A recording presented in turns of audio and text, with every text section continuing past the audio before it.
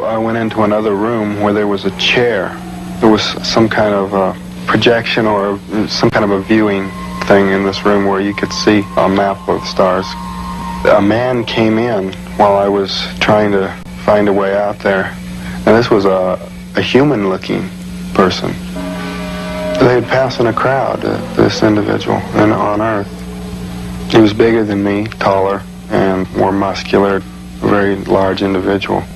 I went up and tried to talk to this guy, and he didn't answer me. He led me outside of this craft that I was in, which was apparently parked inside of a large room or a building or a larger craft, and led me out of this room into another room where some other beings like himself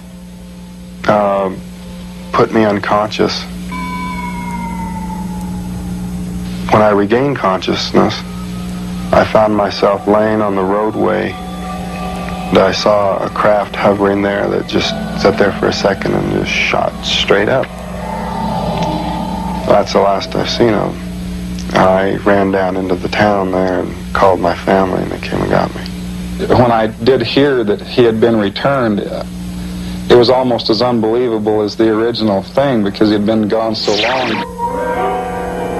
One of the biggest shocks I had to deal with when I was returned was finding out that this brief period of time had somehow taken over 5 days. When I found out I'd been gone for that long, it was just, blew me away. My brother, told me about it, and I was stunned, and he asked me to feel my face, and I had a week's growth, and really took my mind just to reel at that, because as far as I knew, it was the same night. The thing that bothered me most about the whole experience was those eyes. When they looked at me, they just seemed like they were looking right through me.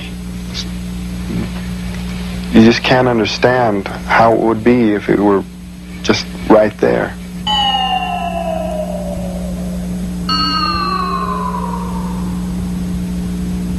After his return, Travis Walton also passed a polygraph test verifying the truth of his UFO experience.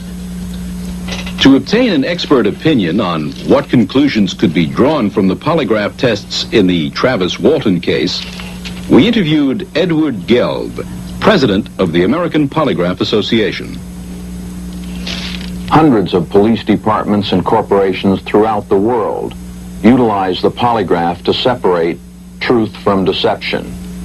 The 94% accuracy of the polygraph has been well documented, not only in real-life situations as we've discussed here, but in laboratory and university studies that have been conducted throughout the world.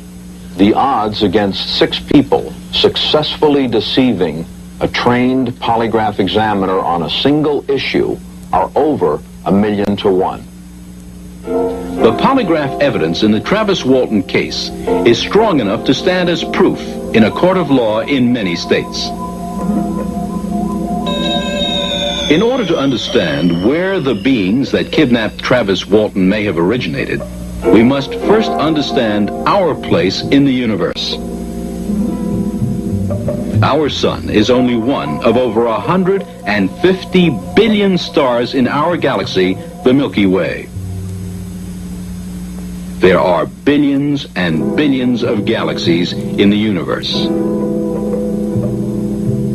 If only one star in every million has planets that can support life, then there are hundreds of billions of life-supporting planets in the universe.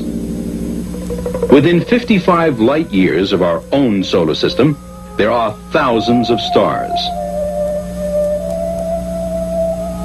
46 of these near neighbors are similar to the sun and can be expected to have planets and life, especially if colonization and migration have been going on for part of their 10 billion year lives.